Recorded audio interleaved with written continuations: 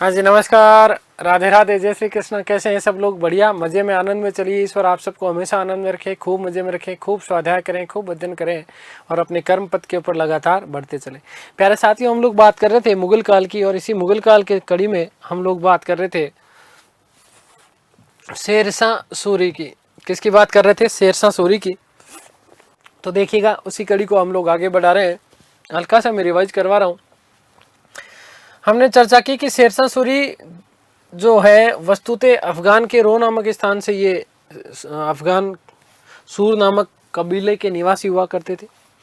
जन्म को लेकर के दो मत मिलते हैं। एक तो 1472 मानते हैं बेजवाड़ा होशियारपुर में, और एक इतिहासकार हुए जिनका नाम था डॉक्टर कानूनगो। इन कानूनगो ने इनका जो जन्म माना है वो माना है 1486। ठीक है, आगे बात समझ में क्लियर है। उसके बाद हमने बात की कि इनके बचपन का नाम क्या है? फरीद खान। क्या नाम है? फरीद खान। दादा का नाम था इब्राहिम। घोड़ों के व्यापार के लिए ये भारत आता जाता रहता था, और इब्राहिम लोदी के समय पूरा का पूरा परिवार जो है वो कहाँ पर आ जाता है? भारत में आ जाता है। पिता का नाम था हसन खां सूरी, और ये बिहार के शासक जलाल खां के अधीन छोटा सा एक जागीरदार हुआ करता था। ठीक है ना? किसके? जलाल खां के अधीन जो है ये क्या था? ये के जागीरदार था। क्योंकि इसके पिता ने जो है अनेक शादियों का उल्लेख मिलता है यहाँ पर। ठीक है ना? तो अब इस फरीद की जो दूसरी सौतेली माता थी, उस सौतेली माता और सौतेले भाइयों से दुखी होकर के फरीद जो है वो कहाँ पर आ जाता है? जौनपुर आ जाता है। कहाँ आ जाता है? जौनपुर आ जाता है। और ध्यान रखना कि फरीद की जो शिक्षा है वो जौनपुर के मदरसे में रहकर के उसने अरबी और फारसी भाषा का जो साहित्यिक जो ज्ञान था, उस साहित्यिक ज्ञान को संपूर्ण ज्ञान उसने प्राप्त कर लिया। कहाँ पर? जौनपुर के मदरसे में। ठीक है, तो फरीद ने जौनपुर मदरसे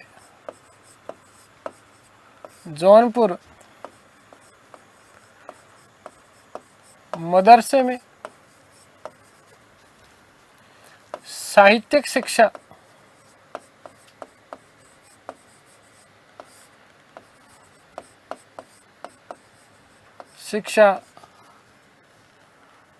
प्राप्त की। ठीक है, साहित्यिक शिक्षा कहाँ पर वो प्राप्त करता है? जौनपुर के मदरसे में। ये पूछा हुआ प्रश्न है कि शेरशाह सूरी की प्रारंभिक शिक्षा या साहित्यिक शिक्षा कहाँ पर हुई थी, तो याद रखना कहाँ पर हुई है? जौनपुर में हुई है। जौनपुर का जो सूबेदार था जमाल खान, वो इससे बहुत ज्यादा प्रभावित हुआ करता था। इस प्रकार इसकी विलक्षण बौद्धिक प्रतिभा से देख करके, ठीक है ना, जो है ये बहुत ज्यादा प्रभावित हुआ। कौन? जमाल खान। अब इसी जमाल खान ने, देखो ध्यान से सुनना, कि 1497 ईस्वी में फरीद का पिता हसन खान जौनपुर आता है, और जमाल खान ने हसन और फरीद के मध्य समझौता करवाया। ठीक है, फरीद को अपने साथ हसन लेके जाता है। कहाँ? सासाराम बिहार में, और वहीं पर खवासपुर की वो क्या दे देता है? जागीर प्रदान कर देता है। देखिएगा, 1497 ईस्वी में, 1497 ईस्वी, पिता हसन खां व फरीद के मध्य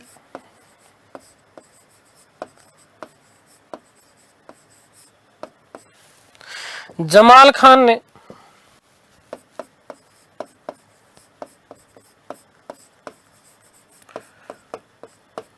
ने समझौता करवाया।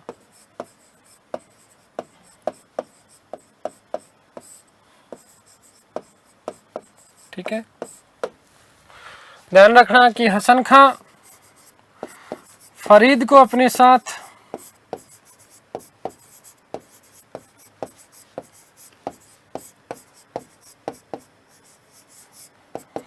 सासाराम बिहार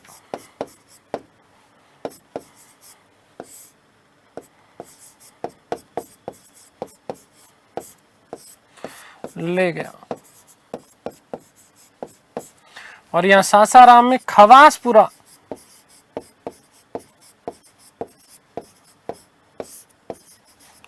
की जागीर प्रदान की।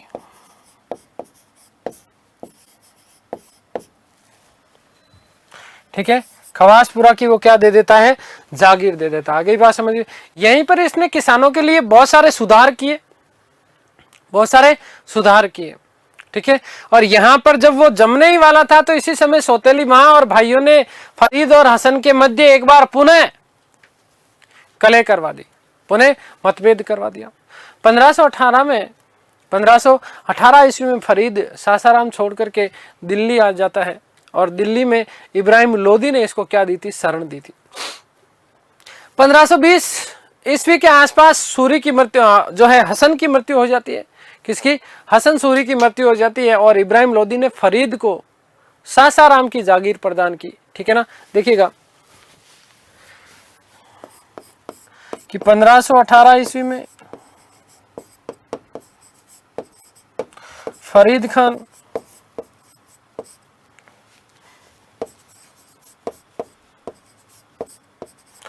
सासाराम छोड़ करके सासाराम से दिल्ली आया।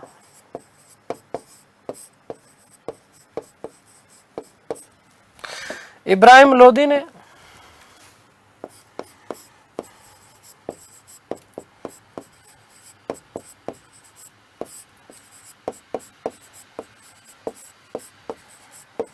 शरण दी।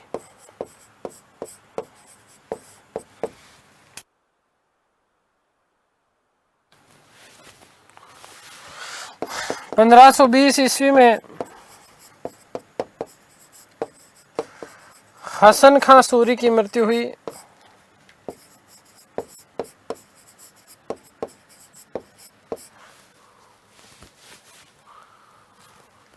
और यहीं पर लोदी ने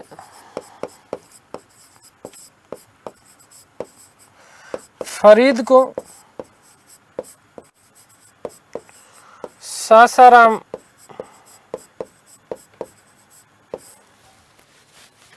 की जागीर प्रदान की।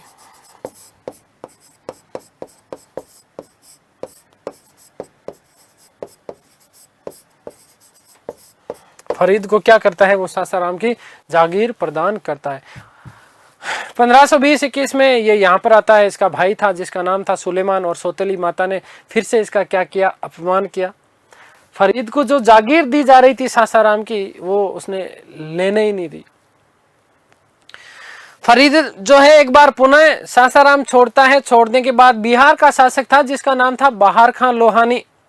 इस बहार खान लोहानी की शरण में आया 1520-21 के आसपास। अब यहां पर ऐसा उल्लेख मिलता है कि एक बार की बात है, इस बहार खान लोहानी के साथ में फरीद खान कहीं जंगल में गए थे। इसी समय एक बड़े से शेर ने, सिंह ने इस बहार खान लोहानी के ऊपर आक्रमण कर दिया और उस आक्रमण से रक्षा करता है कौन? फरीद खान अपने मयान से तलवार निकालता है। तलवार निकालने के बाद एक ही झटके से जो है उसने शेर को मार दिया और इसी से प्रसन्न होकर के बहार खान लोहानी ने, किसने? बहार खान लोहानी ने इस फरीद को शेर खान की उपाधि दी थी। कौन सी उपाधि दी थी? शेर खान की उपाधि दी थी। आगे बात समझ में क्लियर है? तो अपनी सौतेली मां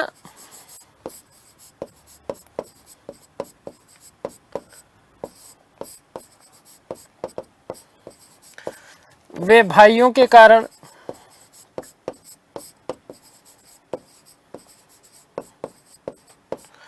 सासाराम पुणे छोड़ा।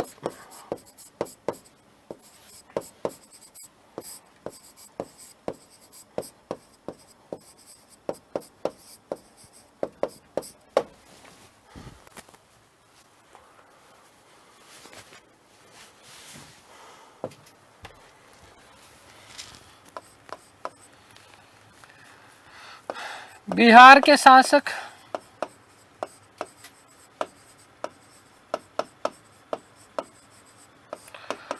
बहार खान लोहानी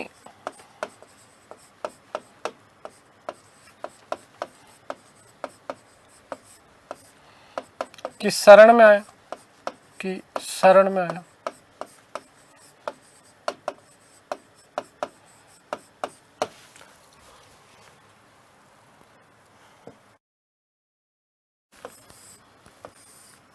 ध्यान रखना, बहार खान लोहानी की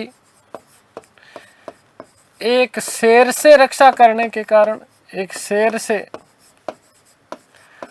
रक्षा करने के कारण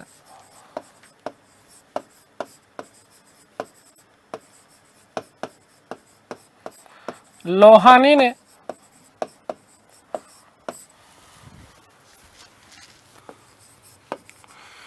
फरीद को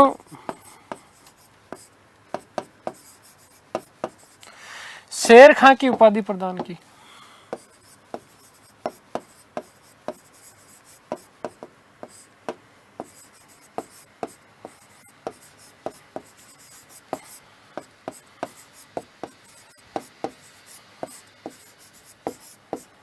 तो शेर खान की उपाधि किसने दी, ये मोस्ट इंपोर्टेंट प्रश्न बनता है। ध्यान रखना, बिहार से बाहर याद रखना, बिहार से क्या याद रखोगे, बहार खान लोहानी। ठीक है ना, आगे बात समझिए।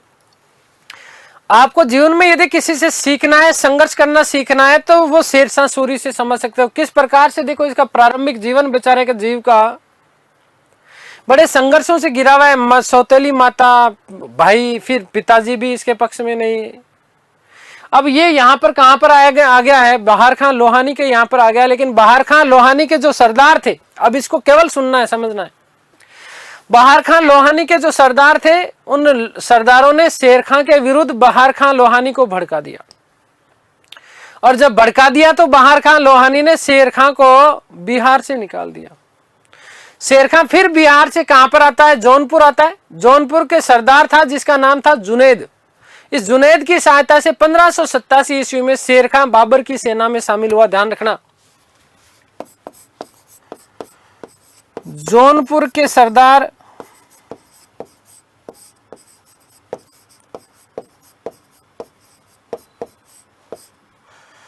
जुनैद की सहायता से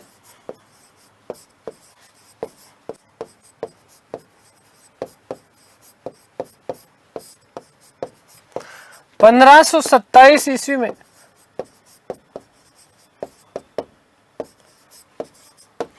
बाबर की सेना में शामिल हुआ।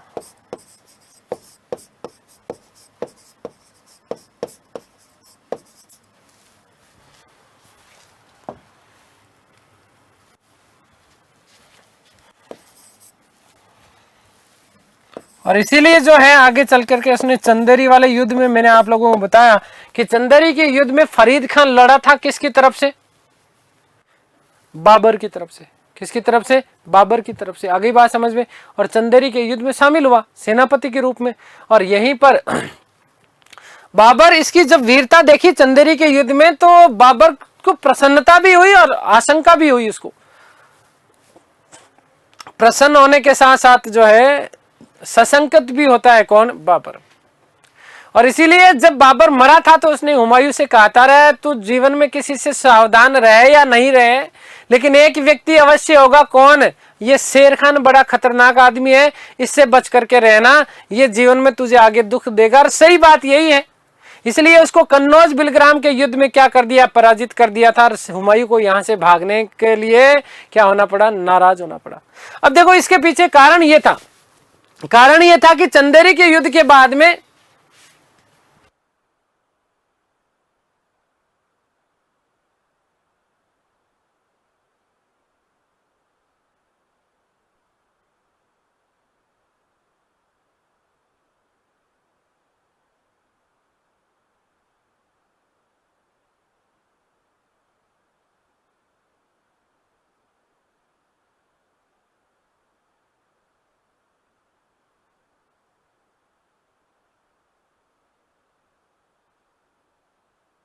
के बाद, कहा, चंदेरी के युद्ध के बाद में बाबर ने अफगानों के विरुद्ध खराब नीति अपनाई। और इसी खराब नीति के कारण शेर खान जो है बाबर से क्या हो गया था, नाराज हो गया। और यहीं से बाबर का वो क्या दे देता है, साथ छोड़ देता है।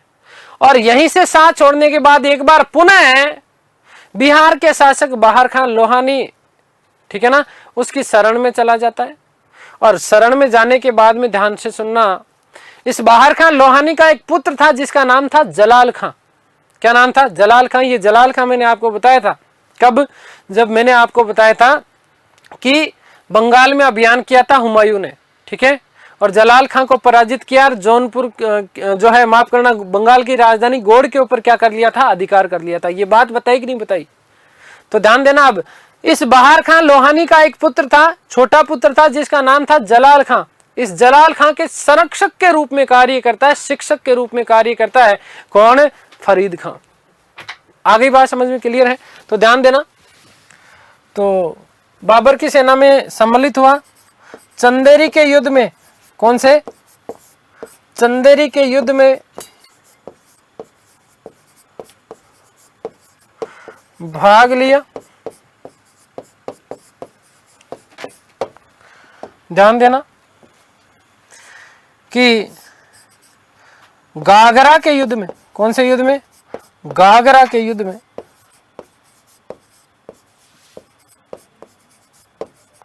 बाबर के विरुद्ध लड़ा, बाबर के विरुद्ध लड़ा था। ये बात आप लोग विशेष रूप से मैं आपको बता चुका। ठीक है। बाबर का साथ छोड़ने के बाद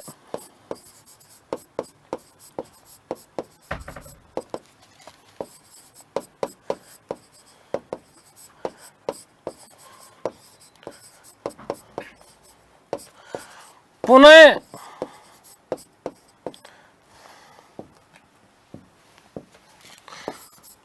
बहार खां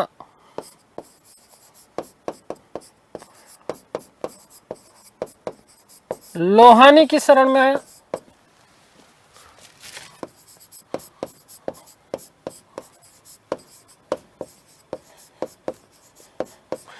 वे उसके पुत्र जलाल खां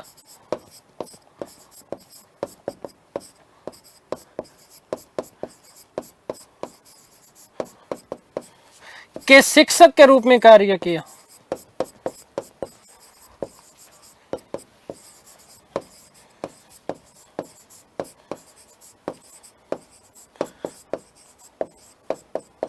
शिक्षक के रूप में वो क्या हो जाता है?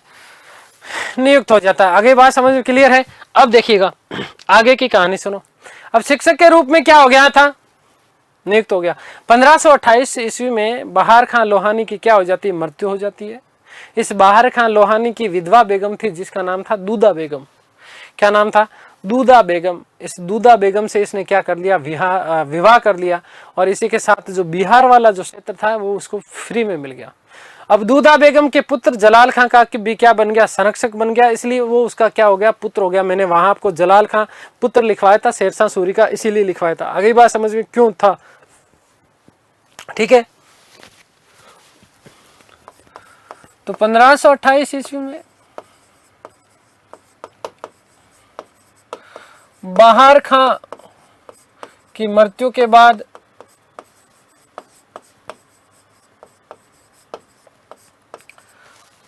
विधवा बेगम, विधवा दूदा बेगम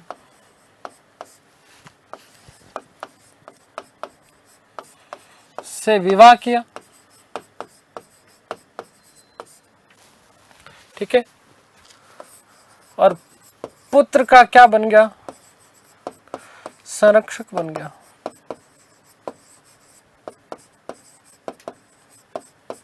और इसी फलस्वरूप बिहार का क्षेत्र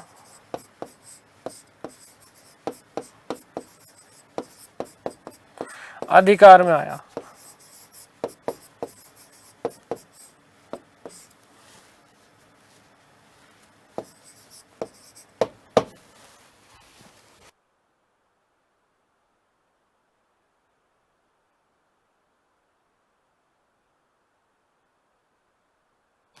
ठीक है। आगे बात समझ में क्लियर हो गई ना? तो फिर 1529 में आप लोगों को पता है कि घाघरा का युद्ध लड़ा गया। इस घाघरा के युद्ध में बाबर के विरुद्ध लड़ा था, महमूद लोदी के साथ में। इस युद्ध में बाबर जब इधर महमूद लोदी को पराजित कर दिया था, शेर खां वहां से भाग निकलता है। तो बाबर को पता था कि ये आगे चल करके मेरी औलाद को दुख देगा, तो इसका कहीं ना कहीं सत्यानाश करना ही चाहिए। तो घाघरा के युद्ध में पराजित होने के बाद में जब शेर खां वहां से भागा, तो बाबर की सेना ने, बाबर ने स्वयं इस शेर खां का बनारस तक पीछा किया था। कहां तक किया था? बनारस तक पीछा किया, हाथ नहीं आया, लेकिन अंत में फिर जाकर के दोनों के बीच में बाबर और शेर खां के मध्य क्या हो जाती है? संधि हो जाती है। शेर खां बड़ा बौद्धिक विलक्षण व्यक्ति था, इसने मूर्ख बना दिया किसको? बाबर को। और बाबर को मूर्ख बनाने के साथ ही साथ उसके साथ में क्या कर लेता है? वो संधि कर लेता है। क्या कर लेता है? संधि कर लेता है। अब यदि हम बात करें तो अब इसने कुछ आक्रमणों की हम लोग चर्चा करेंगे। शेरशाह सूरी ने कौन कौन से आक्रमण किए? एक तो इसका बंगाल का आक्रमण 1529 ईस्वी में बंगाल का शासक हुआ करता था जिसका नाम था नुसरत शाह। इस नुसरत शाह ने बिहार के ऊपर वस्तुतः आक्रमण किया था, परंतु शेर खां ने नुसरत शाह को पराजित किया और पराजित करने के बाद में संपूर्ण दक्षिणी बिहार का वो क्या बन जाता है? शासक बन जाता है। और यहीं से शेर खां ने हजरत ए आला की उपाधि धारण करी थी। कौन सी उपाधि धारण करी? हजरत ए आला की उपाधि धारण करी थी। उसके बाद चुनार के ऊपर आक्रमण किया गया 1530 में, उत्तर प्रदेश चुनार का किला। उसके आक्रमण करने के पीछे सबसे बड़ा कारण क्या था कि एक तो किले का सामरिक महत्व था, अभेद्य था ये, और दूसरा ऐसा कहा जाता है कि उसी किले में इब्राहिम लोदी का खजाना हुआ करता था। वस्तुतः चुनार का उस समय जो शासक था उसका नाम था ताज खां। बहुत मजेदार कहानी, इसको सुनिएगा। अब शेर खान ने क्या किया? उस चुनार के ऊपर आक्रमण करने के लिए, चुनार के ऊपर अधिकार करने के लिए कूटनीति अपनाई। क्या अपनाई? कूटनीति अपनाई। इस ताज खां की एक पत्नी हुआ करती थी जिसका नाम था लाड बेगम। इस लाड बेगम को कहा कि लाडो आ जाते नो लाड लडावा जी। इस लाड बेगम को अपने प्रेम जाल में फंसाया, और प्रेम जाल में फंसाने के बाद में ध्यान रखना उसके सौतेली पुत्र ताज खां की उसने क्या करवा दी? हत्या करवा दी। लाडो बेगम, ठीक है ना, क्या करवा दी? सौतेली पुत्र से ताज खां की क्या करवा देती है? हत्या करवा देती है। और शेर खां ने लाड बेगम से क्या कर लिया? विवाह कर लिया। इस प्रकार से चुनार का जो किला था, वो चुनार का किला भी, और शाही जो तोफखाना जो था, शाही खजाना जो था, ये सारा का सारा अधिकार में आ जाता है किसके ऊपर? ध्यान रखना, शेरशाह सूरी में। फिर उसके बाद आपको पता ही है कि किस प्रकार से हुमायूं और इसके बीच में संघर्ष चले, वो वापस आप लोगों को मुझे नहीं लगता बताने की जरूरत है। लेकिन 1534 में बंगाल के शासक महमूद शाह को पराजित किया था किसने? शेर खान ने। और यहीं से ऐसा कहा जाता कि उसे 13 लाख दिनार की आय हुई थी। हुमायूं को कन्नौज और बिलग्राम के युद्ध में पराजित किया, और अंतिम रूप से पराजित करने के बाद में दिल्ली का क्या बनता है? बादशाह बनता है। इसी प्रकार से इसने भारत पर द्वितीय अफगान साम्राज्य की क्या डाली थी? नींव डाली थी। देखिएगा कि शेरशाह के कुछ अभियान पढ़ लेते हैं हम लोग। शेर खां के अभियान,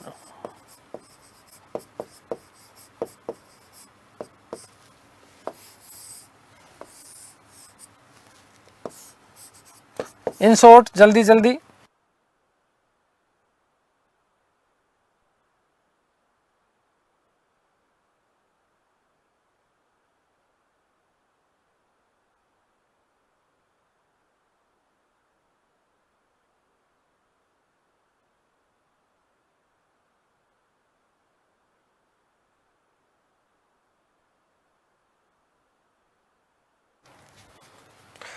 बंगाल आक्रमण,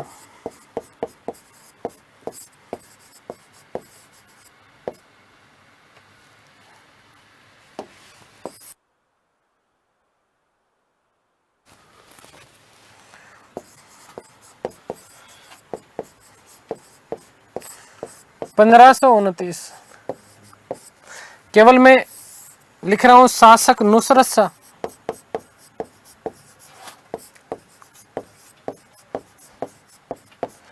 नुसरत शाह को पराजित किया।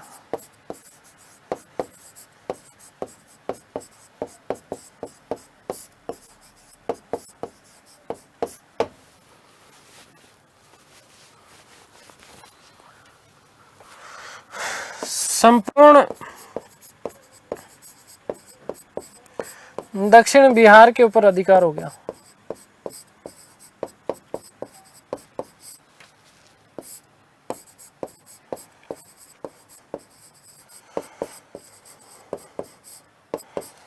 और इसी दौरान इसने उपाधि धारण करी हजरत ए आला। शेर खान ने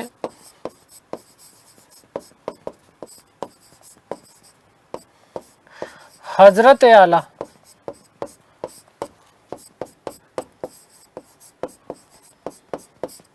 की उपाधि धारण की।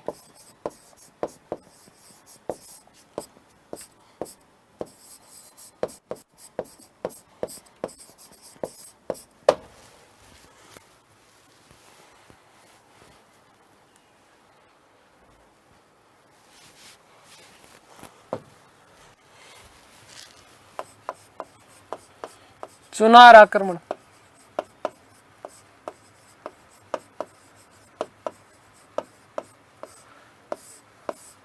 कब किया गया? 1530 में।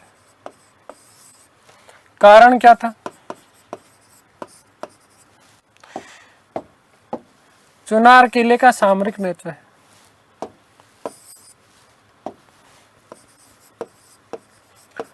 चुनार किले का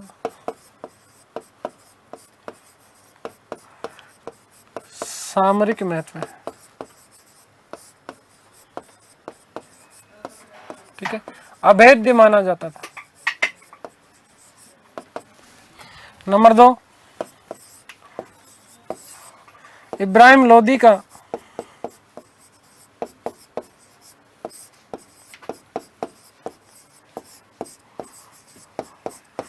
खजाना। ध्यान रखना कि चुनार का किले का जो किलेदार था, किलेदार ताज खां की पत्नी लाड बेगम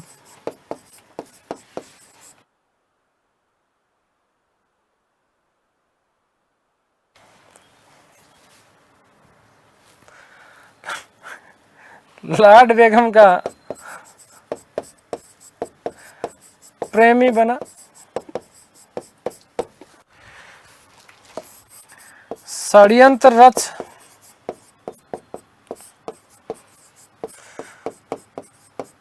ताज खां की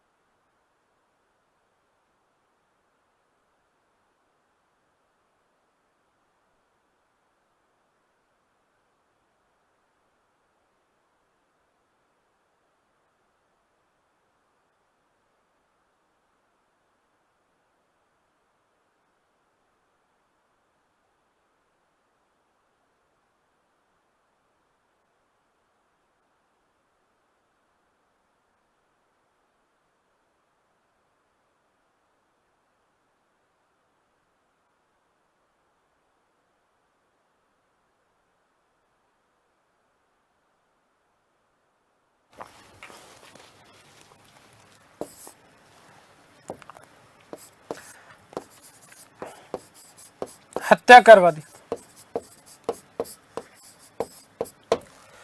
ठीक है, लाड बेगम से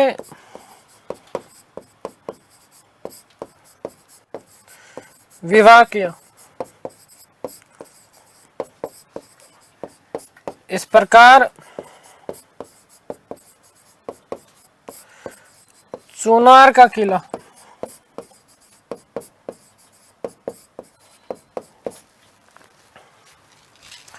भी अधिकार में आ गया।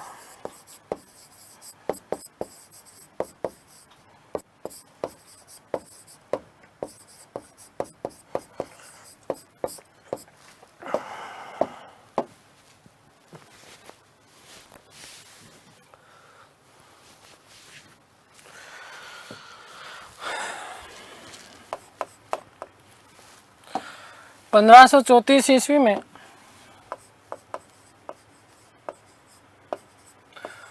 बंगाल के शासक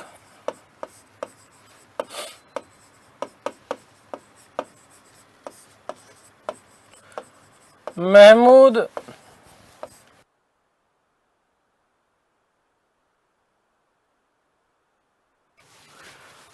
शाह को पराजित किया।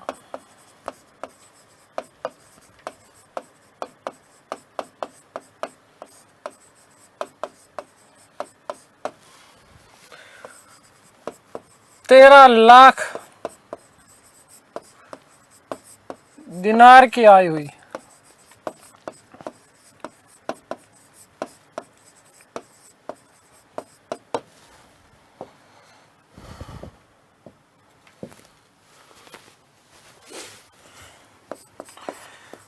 हुमायूं को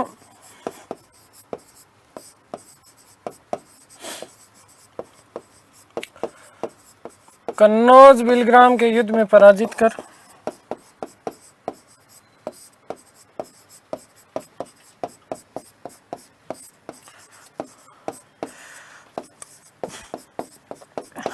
द्वितीय अफगान साम्राज्य की नींव डाली।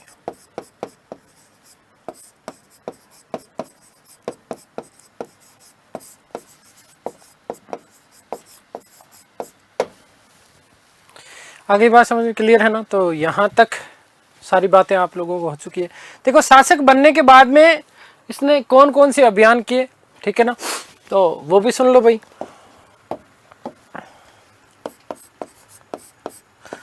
शासक बनने के बाद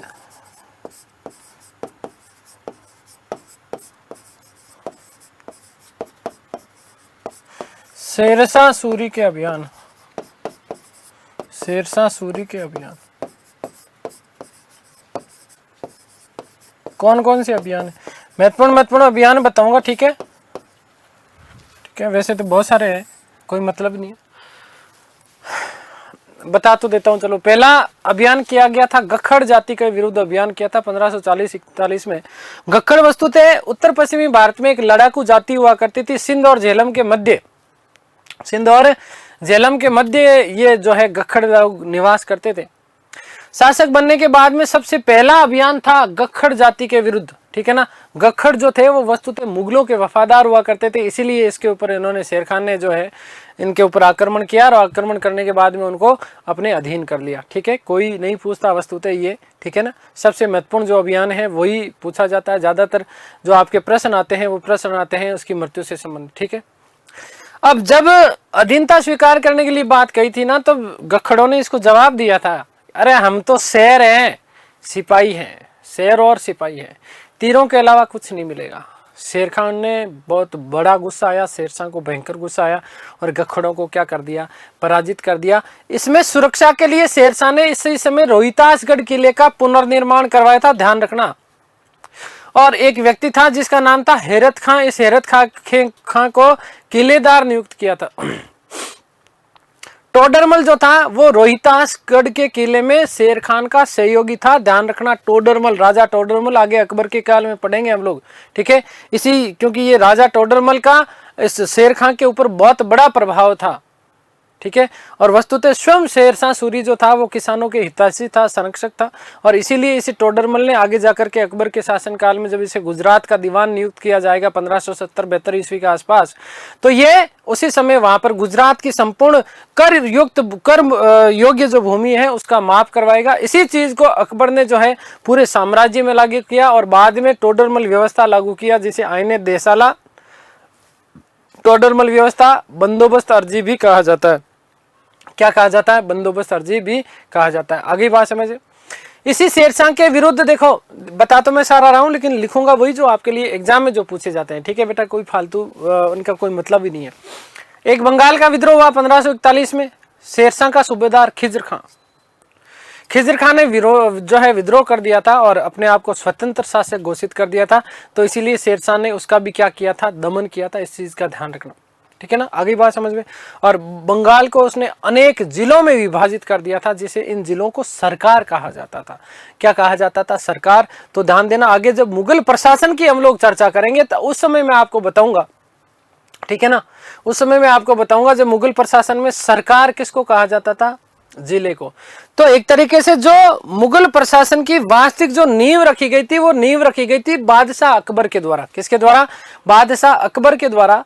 और जब उन्होंने एक तरीके से ये प्रशासनिक व्यवस्था स्थापित की, तो उसने कहीं ना कहीं पहले से जो दिल्ली सल्तनत में व्याप्त जो व्यवस्थाएं थी, या फिर शेरशाह सूरी ने जो व्यवस्थाएं लागू की, उन्हीं व्यवस्थाओं का उसने एक तरीके से नवीन रूप उसका सर्जित किया। ऐसा कहीं से कुछ भी नहीं था कि अकबर ने जो है विशेष रूप से कोई नई व्यवस्था लागू की, उन्हीं को कुछ चीजों को उसने परिवर्तित किया। और परिवर्तित करने के बाद में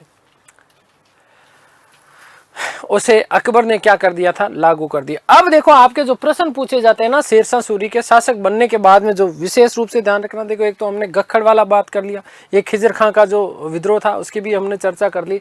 अब जो आपके प्रश्न पूछे जाते हैं शेरशाह सूरी के अभियानों के बारे में, तो एक अभियान पूछा जाता है आपका मालवा अभियान, जो कि 1542 में किया। मालवा का जो उस समय शासक हुआ करता था उसका नाम था कादिर खां, है ना, जिसे मल्लू खां भी कहा जाता था। इस मालवा के ऊपर आक्रमण करने के पीछे कारण क्या, एक तो सामरिक महत्व था, और दूसरा इस मालवा के ऊपर जो है राजपूत अधिकार करना चाह रहे थे, ठीक है ना। और साथ ही साथ हुमायूं के द्वारा भी मालवा के ऊपर पुनः अधिकार करने की संभावना थी। कादिर खान जो था, वस्तुतः इस कादिर खान ने, अब हुमायूं इसके ऊपर आक्रमण क्यों करेगा उसको भी समझ लो, क्योंकि हुमायूं एक तरीके से इस दौरान जो है निर्वासन काल में है। 1542 में आपको पता होना चाहिए कि वो अमरकोट में है। कहां पर है, अमरकोट में, राणा वीर साल के यहाँ पर। वहीं पर मैंने आपको बताया था कि 15 अक्टूबर 1542 को वहां पर क्या होता है, अकबर का जन्म हो जाता है, ठीक है। इस बात को आप लोग विशेष रूप से ध्यान रखना। तो कहीं ना कहीं इस कादिर खां को ये बात दिमाग में आ रही थी, सशंकित था कादिर खां इस बात को लेकर के, और कहीं ना कहीं शेरशाह सूरी के भी दिमाग में ये बात चल रही थी कि यार अमरकोट के राजा वीर साल से वो कहीं ना कहीं संधि करके, सैनिक ला करके वो मालवा वाला जो क्षेत्र है, इस मालवा वाले क्षेत्र के ऊपर वो क्या कर सकता है, अधिकार कर सकता है। इसलिए शेरशाह सूरी ने, और अच्छा इसके पीछे कारण क्या था, वस्तुतः ये कादिर खान ने हुमायूं के पलायन के बाद में अपने आप को स्वतंत्र शासक घोषित कर दिया था, स्वयं को क्या कर दिया था, स्वतंत्र शासक घोषित कर दिया था। तो इसलिए शेर खान ने मालवा के ऊपर क्या किया, आक्रमण किया, और मल्लू खान ने क्या कर दिया, समर्पण कर दिया। देखो नंबर 1, मालवा आक्रमण।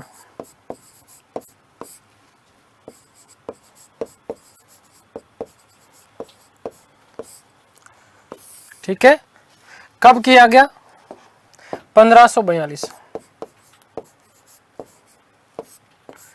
शासक कौन था,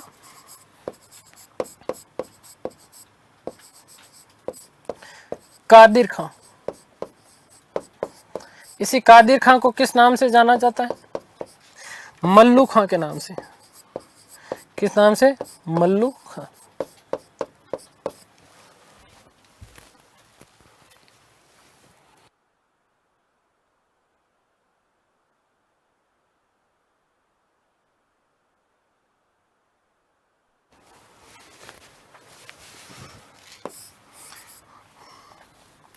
शेरशाह ने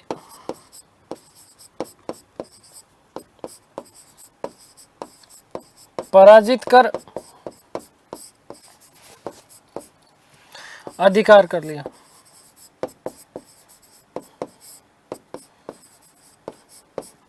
ठीक है, अभियान आपसे पूछा, क्या प्रश्न पूछा जा सकता है, ऐसा पूछा जा सकता है कि मालवा का अभियान कब किया शेरशाह सूरी ने, सुमेलित करने वाला प्रश्न आ सकता है। तो ध्यान रखना 1542 में, बाकी आपसे कोई इस तरीके का प्रश्न ज्यादा बनता नहीं है। आगे चर्चा करते हैं रायसेन। रायसेन के ऊपर अधिकार, रायसेन बोले तो क्या, मध्य प्रदेश, रायसेन के ऊपर अधिकार किया गया था 1543। नंबर 2, रायसेन मध्य प्रदेश पर अधिकार।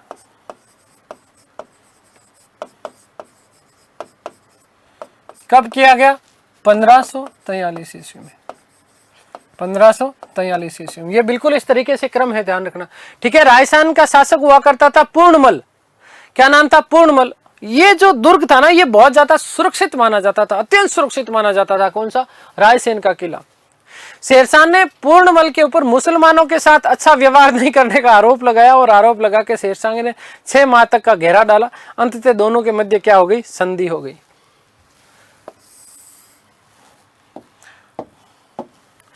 शासक कौन था?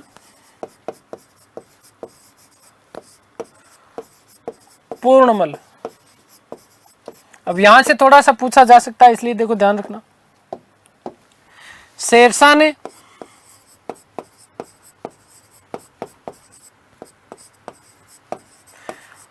पूर्णमल पर मुसलमानों के साथ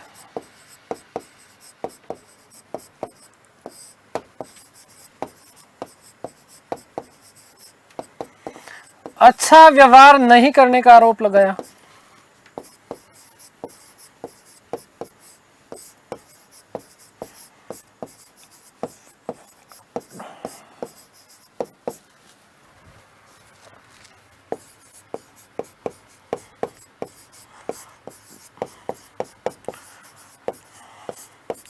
क्या किया? आक्रमण किया। और इस आक्रमण में 6 माह का घेरा डाला।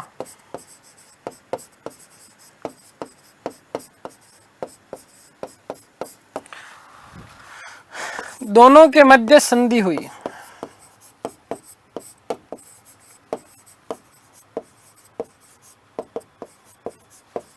दोनों के मध्य क्या हो गई? संधि हो गई।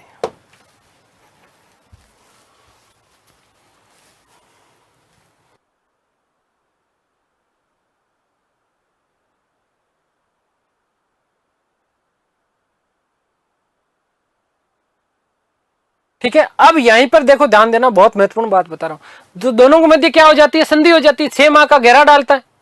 अब यहां पर संधि करने के बाद में शेरशाह सूरी ने धोखे से पूर्णमल और राजपूत वीरों के ऊपर आक्रमण किया, क्योंकि भाई मित्र बन गए थे और मित्र है तो फिर आक्रमण थोड़े करेगा। तो शेरशाह ने क्या करा? दोनों के साथ में जो है धोखा किया। किसके साथ? पूर्णमल के साथ में। और राजपूत वीरों के ऊपर आक्रमण किया और आक्रमण करके उन्हें मार डाला। याद रखना कि रायसेन आक्रमण शेरशाह के चरित्र पर धब्बा माना जाता है।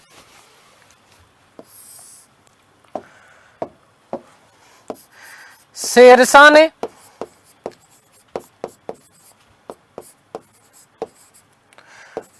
पूर्णमल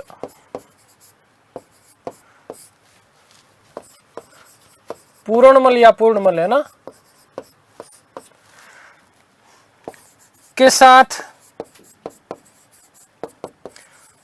धोखा कर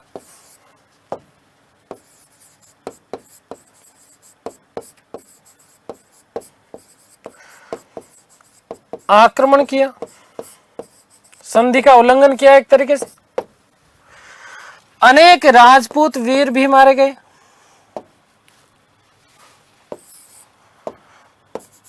पूर्णमल की हत्या की।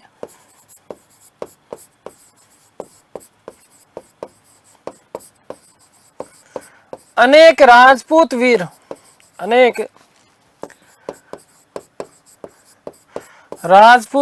भी मारे गए।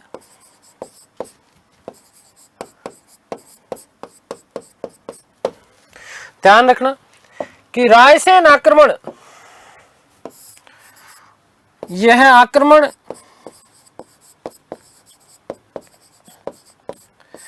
इंपॉर्टेंट है। ये शेरशाह के चरित्र पर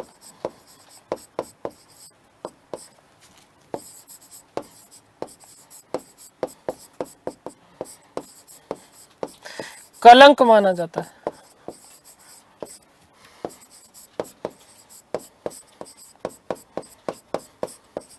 क्योंकि इस तरीके से धोखा करके राजपूतों के साथ में इस तरह की चीजें करना, ठीक है ना, आगे बात समझ में क्लियर है। तो ध्यान रखना कि ये इसके सही बात नहीं थी, ठीक है, आगे बात समझ में क्लियर है। तो ये शेरशाह सूरी के चरित्र पे क्या माना जाता है, दाग माना जाता है। 1543 ईस्वी के दौरान ही ध्यान रखना बेटा कि शेरशाह ने सिंध और मुल्तान के ऊपर भी क्या कर दिया था, अधिकार कर लिया था। मालवा आक्रमण के बाद एक चीज और ध्यान रखना कि मालवा आक्रमण के बाद में शेरशाह ने रणथंभौर के सूबेदार उस्मान खां को पराजित किया था और किले पर क्या कर लिया था, अधिकार कर लिया था। और रणथंभौर किले का प्रशासक उसने नियुक्त किया था आदिल शाह को, ज्यादा महत्वपूर्ण नहीं है। खैर, अगला हम अभियान की बात करेंगे मारवाड़ अभियान, और मारवाड़ अभियान किया गया 1544 ईस्वी में, ठीक है ना। गिरी सम्मेल युद्ध मोस्ट इंपोर्टेंट प्रश्न है, ध्यान रखना। नंबर 3,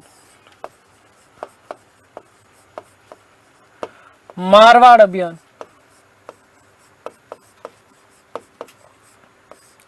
1544 ईस्वी, ठीक है। तो ध्यान रखना, यह मारवाड़ अभियान जहां पर जेतारण या गिरी सुमेल का युद्ध लड़ा गया 5 जनवरी 1544 ईस्वी को। 5 जनवरी 1544 की जगह आपको 4 जनवरी भी डेट मिलती है, तो इसका थोड़ा सा ध्यान रखना, ठीक है। गिरी सुमेल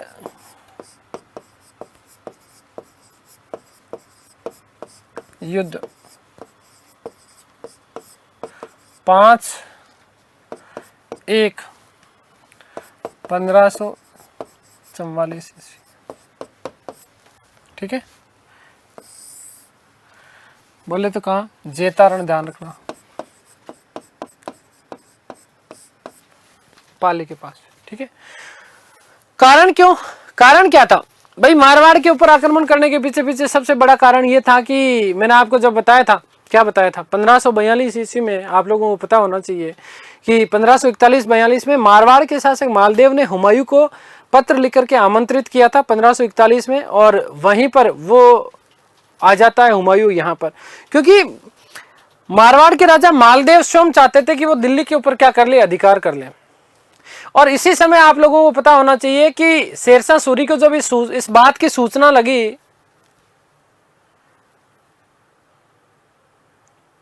इस बात की सूचना लगी, तो उसने एक पत्र लिख करके ऐसे कहा था कि हुमायूं के मुझे सौंप दे, लेकिन नहीं सौंपा उसने, ठीक है। तो वो मालदेव का क्या चाहता था, दमन करना चाहता था। और दूसरा चीज ध्यान रखना कि एक राव कल्याणमल थे यहीं के, और ये राव कल्याणमल अपने पिता की मृत्यु का बदला लेने के लिए शेरशाह सूरी की जो है शरण में चला जाता है, और शेरशाह सूरी को जाकर के मालदेव के खिलाफ भड़काता है। लेकिन वस्तुतः मूल जो कारण माना जाता है वो यही कारण माना जाता है कि हुमायूं की सहायता देने के कारण मालदेव का दमन करना चाहता था। कारण क्या है, पहला कारण कि हुमायूं की सहायता करने के कारण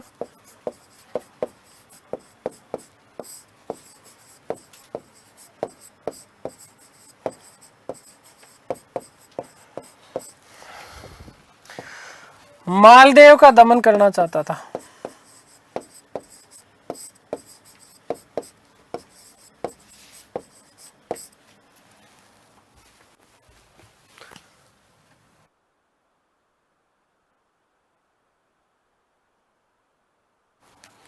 तो ये बड़ा कारण माना जाता है, ठीक है।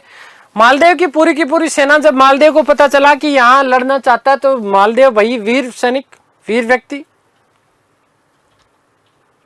मालदेव को अपने वीर सेनापतियों के साथ में, वीर सेनापति थे मालदेव के 2, जेता और कुंपा, जेता और कुंपा, इन दोनों सेनापतियों के साथ में गिरी सुमेल के वाला जो क्षेत्र है, यहां गिरी पहुंचता है। शेरशाह सूरी गिरी के पास में, जस्ट पास में स्थल था जिसका नाम था सुमेल, ध्यान रखना इसको, दोनों अलग अलग स्थल है बेटा, गिरी और सुमेल। तो सुमेल नामक स्थान पर आता है, सुमेल नामक स्थान पर आकर के यहां पर पड़ाव डालता है। दोनों सेनाएं 1 महीने तक आमने सामने पड़ी रही, लेकिन इधर शेरशाह सूरी की हिम्मत नहीं हो रही थी कि इस वीर क्षत्रिय शिरोमणि राजा के ऊपर वो आक्रमण कर दे। हिम्मत नहीं हो रही थी उसकी, क्योंकि एक तो मालदेव के 2 महान सेनापति जेता और कुंपा, खतरनाक लोग। आपने राजस्थान इतिहास यदि पढ़ा है तो उसमें पढ़ा भी होगा आपने। तो यहीं पर शेरशाह सूरी क्या करता है, षड्यंत्र करता है। केवल कहानी सुनिएगा, बाकी चीजें महत्वपूर्ण बातें लिखवाऊंगा। तो शेरशाह सूरी की हिम्मत नहीं हो रही है, एक तो जेता और कुंपा की वीरता, और दूसरी राणा राठौड़ मालदेव, ये भी खतरनाक व्यक्ति। राणा कल्याणमल ने हालांकि इसको बता दिया था शेरशाह सूरी को कि भाई आदमी तो देख खतरनाक है। तो दोनों सेनाएं एक दूसरे के आमने सामने लगभग 1 महीने तक पड़ी रहती, हिम्मत नहीं हो रही उसकी शेरशाह सूरी की कि आक्रमण कर दे। तो शेरशाह सूरी ने एक षड्यंत्र रचा। क्या षड्यंत्र रचा? शेरशाह सूरी ने षड्यंत्र रचा कि कुछ जाली पत्र तैयार करवाए गए और मालदेव को भ्रमित करने के लिए ऐसा किया गया।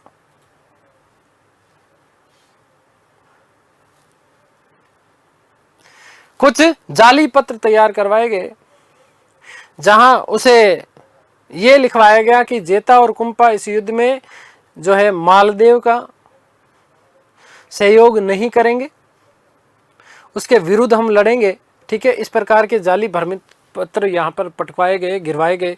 उसके शिविर के आसपास, मालदेव का जहां पर शिविर लगा था, तो उस शिविर के आसपास इस प्रकार के उसने जाली पत्र गिरा दिए।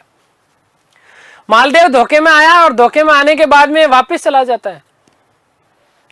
अब युद्ध जो लड़ा गया था वो वस्तुतः जेता और कुंपा ने शेरशाह को युद्ध में दिन में तारे दिखा दिए। 5 जनवरी 1544 को जब ये युद्ध होता है, लेकिन अंततः जेता और कुंपा जो है वो वीर गति को प्राप्त होते हैं। वीर गति को प्राप्त होते हैं, ध्यान रखना, ठीक है ना। और अंततः जब मालदेव को जब इसके बारे में पता चलता है तो मालदेव भी रोता रोता वापस आता है। मालदेव भी रोता रोता वापस आता है, लेकिन तब तक बहुत ज्यादा देर हो चुकी थी। इस जेता और कुंपा की अद्भुत वीरता को देख करके शेरशाह सूरी ने एक बात कही थी। क्या बात कही थी? उसने कहा था कि मुट्ठी भर बाजरे के लिए मैं हिंदुस्तान की बादशाहत खो देता। मुट्ठी भर बाजरे के लिए मैं हिंदुस्तान की बादशाहत खो देता। ठीक है, आगे बात समझ। तो ये आपका महत्वपूर्ण प्रश्न बनता है, देखिएगा।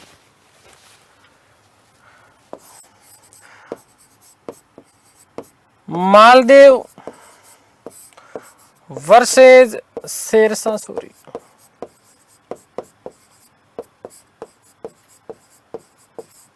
ठीक है, मालदेव के 2 वीर महासेना नायक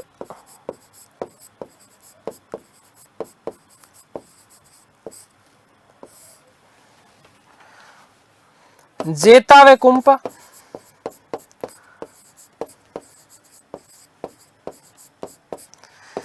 इस युद्ध में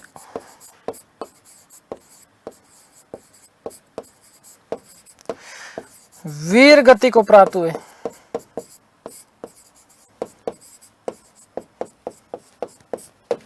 ठीक है, ध्यान रखना कि शेरशाह का कथन क्या है।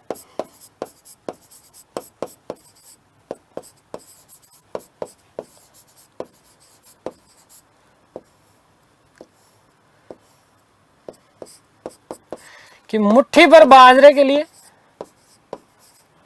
मुट्ठी भर बाजरे के लिए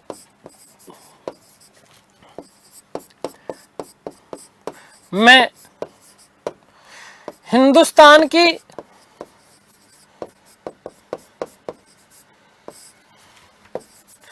बादशाहत खो देता।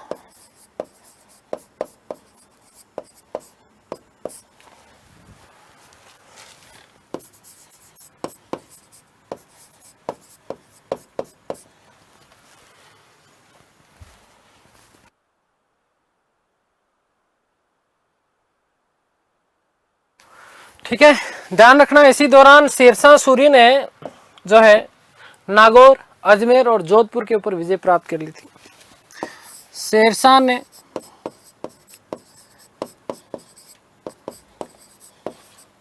नागौर, अजमेर वे जोधपुर पर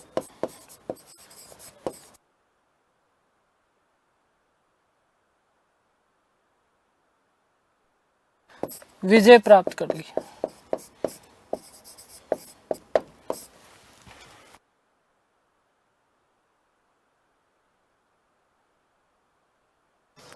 लास्ट हम लोग बात करेंगे कालिंजर यूपी अभियान, और कब किया गया? 1545।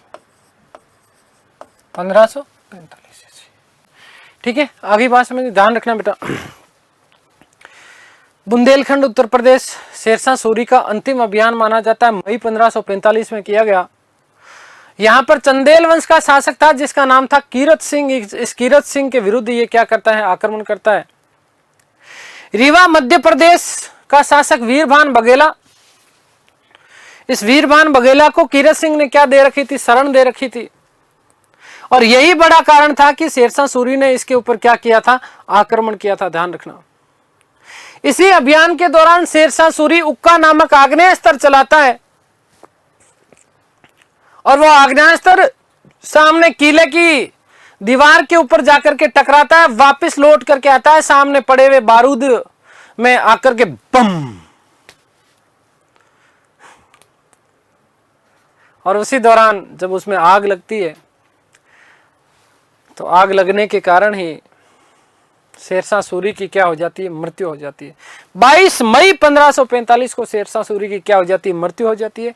शेरशाह सूरी ने अपना मकबरा सासाराम बिहार में बनाया था, जो कि चारों तरफ पानी से घिरा हुआ है। आगे जब मुगल कालीन स्थापत्य कला की हम लोग बात करेंगे तो शेरशाह सूरी के मकबरे की हम लोग वहां पर विशेष रूप से चर्चा करेंगे। देखिएगा कि शेरशाह सूरी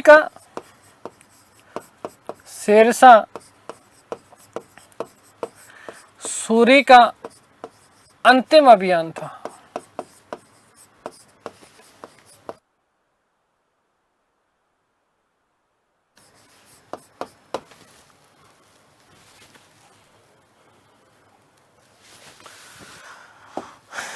मई 1545 में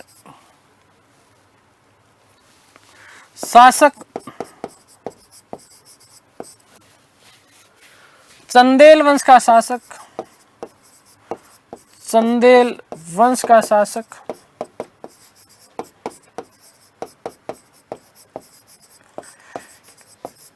कीरत सिंह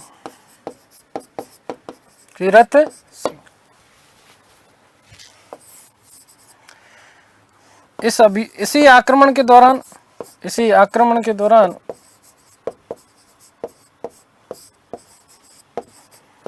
ये प्रश्न पूछा जाता है बस। ठीक है, उक्का नामक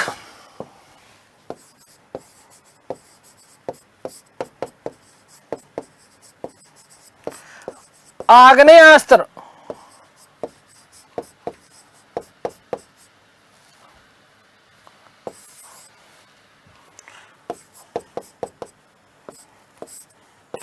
चलाते वक्त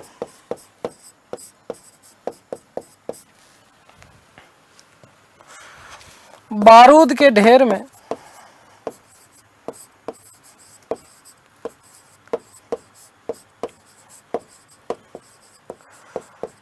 आग लगी। 22 मई 1545 ईस्वी को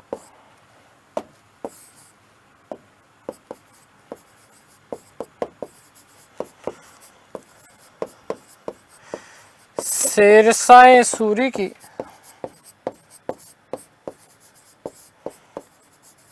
मृत्यु हुई।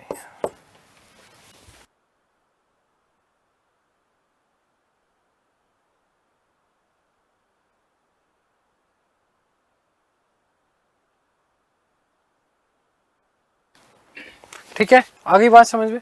तो ये चीज़ें आप लोग विशेष रूप से ध्यान रखना। आगे जब मुगलकालीन स्थापत्य कला की बात करेंगे तब शेरशाह सूरी का मकबरा अभी बता देता हूँ मैं आपको कहाँ पर है। सासाराम बिहार में, पानी में घिरा हुआ है। ठीक है, इसी के साथ किला है कोहना नामक मस्जिद का भी निर्माण करवाया था 1542 में। कोहना दिल्ली में है। ठीक है, पुराने किले में स्थित है। शेर मंडल अष्टभुजाकार, ठीक है ना, एक जो है 3 मंजिला इमारत का भी निर्माण करवाया था किसने? शेरशाह सूरी ने। और कालिंजर दुर्ग में नीलकंठ महादेव मंदिर है, ये बात भी ध्यान रखना। शेरशाह सूरी ने चांदी का एक तो रुपया चलाया था और उसके ऊपर देवनागरी और फारसी भाषा में कुछ अन्य महत्वपूर्ण तथ्य मैं आप लोगों के लिए जल्दी जल्दी लिख देता हूँ। ये बात आपको लोगों के लिए विशेष बन जाती है, अन्य महत्वपूर्ण तथ्य।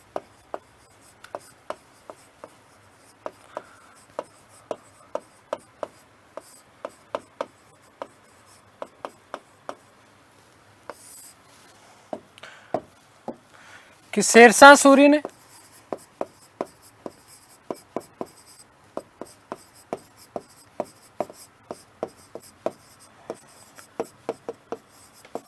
चांदी का रुपया चलाया।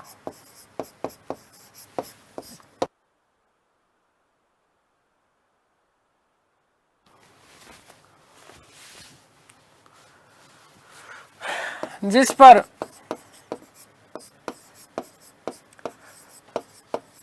देवनागरी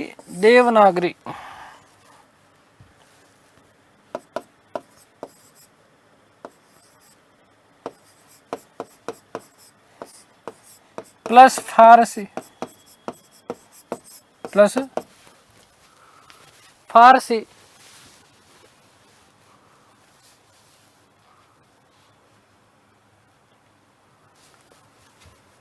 भाषा में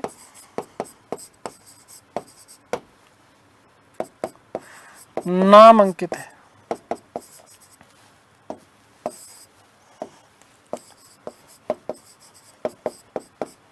ठीक है, क्या नाम है? एक तो शेरशाह सूरी का और साथ ही साथ क्या मिलता है? रुपया। ठीक है ना, आगे बात समझ में। और यही रुपया आगे चल करके भारतीय इतिहास में रुपया नामक जो मुद्रा का जनक माना जाता है वो कौन माना जाता है? शेरशाह सूरी। ठीक है, आगे बात समझ में क्लियर है। शेरशाह सूरी का ये चीजें आप लोगों को विशेष रूप से क्या रखनी है? याद रखनी है। ठीक है ना, बहुत महत्वपूर्ण बात बन जाती है। आगे थोड़ी सी हम लोग बात करते हैं। तो शेरशाह सूरी के प्रशासन में महत्वपूर्ण बात क्या थी? मंत्री केवल आदेशों का पालन करते थे, बाकी सारी की सारी जो है शक्तियां शेरशाह सूरी के हाथों में ही नहीं थी। ठीक है, और यहां पर यदि हम बात करते हैं तो शेरशाह सूरी के केंद्रीय प्रशासन में कुल 6 विभाग हुआ करते थे। इसमें से 4 विभाग सबसे प्रमुख थे। देखिएगा,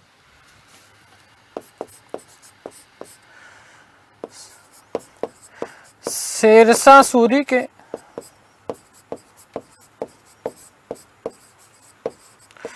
केंद्रीय प्रशासन में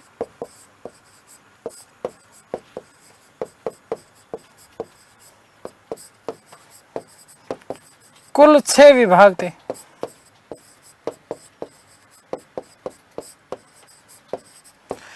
जिनमें से 4 सबसे प्रमुख थे।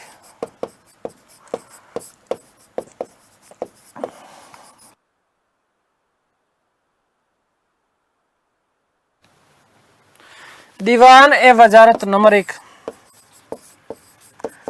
दीवान ए वजारत। ध्यान रखना कि ये वित्त विभाग था, वित्त विभाग। नंबर 2, दीवान ए आरिज, वही है दिल्ली सल्तनत वाला ही। ठीक है, दीवान ए आरिज क्या था बेटा? सैन्य विभाग। क्या था? सैन्य विभाग। नंबर 3,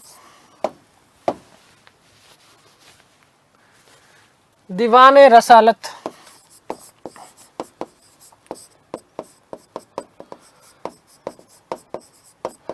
लेकिन है कि मुझे नहीं लगता जरूरत है, मैं आपको बता चुका, विदेश मंत्रालय।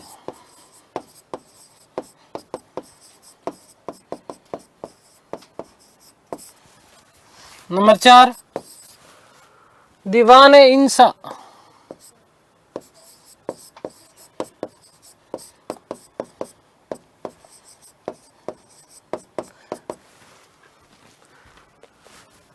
ध्यान रखना इसमें कि राज की आज्ञाओं को लिखने के लिए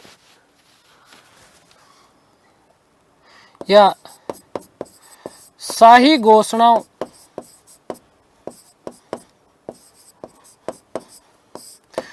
को लिपिबद्ध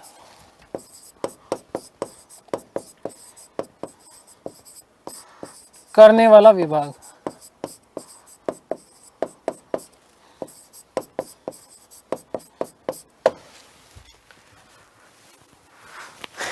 दीवान क्या काजी। दीवान है काजी क्या था? ये न्याय विभाग था। क्या था? न्याय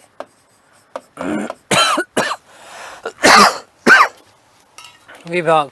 और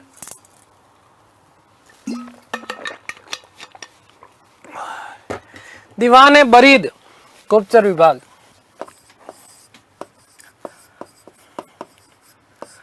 दीवान है बरीद क्या था? गुप्तचर विभाग। ये कुल 6 भाग थे। ठीक है, ध्यान रखना कि शेरशाह सूरी के शासनकाल में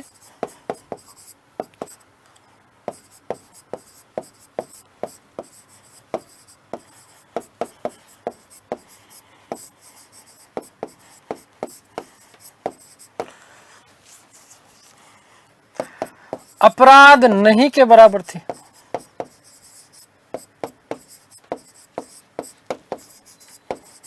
वो कथन मैं आपको बता ही चुका।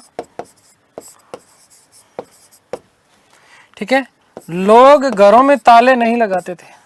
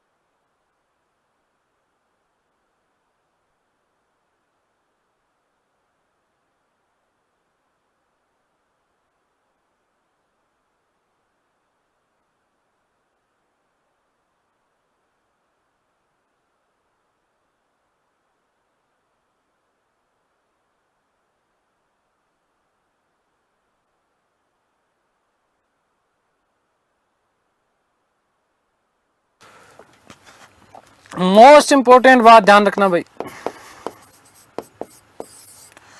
कि भूमि माप हेतु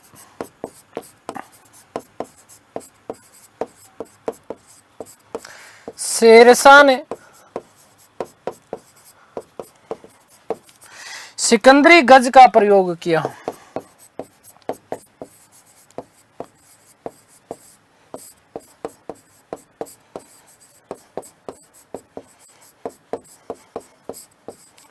ठीक है, सिकंदरी गज की यदि बोले तो इसमें कितना 39 अंगुल या 32 इंच। 39 मतलब 39। ठीक है ना, 39 अंगुल या 32 इंच। 32 इंच का प्रयोग करता था। आगे बात समझ में क्लियर है। सन की जरीब जो है, सन की रसीब जो है जरीब के रूप में प्रयोग करता था। और ध्यान रखना कि मुगल काल में भूमि माप कराने वाला प्रथम शासक था कौन? शेरशाह सूरी। कौन था? शेरशाह सूरी। आगे बात समझ में क्लियर है। तो मुगल काल में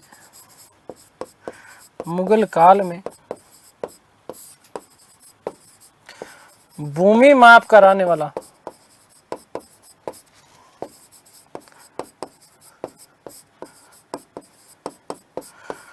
प्रथम शासक था, प्रथम शासक था। ठीक है, तो ये सारी की सारी बात हो गई किसकी, शेरशाह सूरी के बारे में। उम्मीद करता हूँ कि सारी की सारी चीज़ें आप लोगों को समझ में आई होगी। ईश्वर से प्रार्थना करता हूँ कि आप सब स्वस्थ रहें, मस्त रहें, तंदुरुस्त, आह्लादित और प्रसन्नचित रहें। इस राष्ट्र की संपूर्ण खुशियाँ आपको और आपके परिवार को मिले। मिलते हैं अगली कक्षा में, तब तक के लिए सभी को धन्यवाद, नमस्कार, थैंक यू सो मच।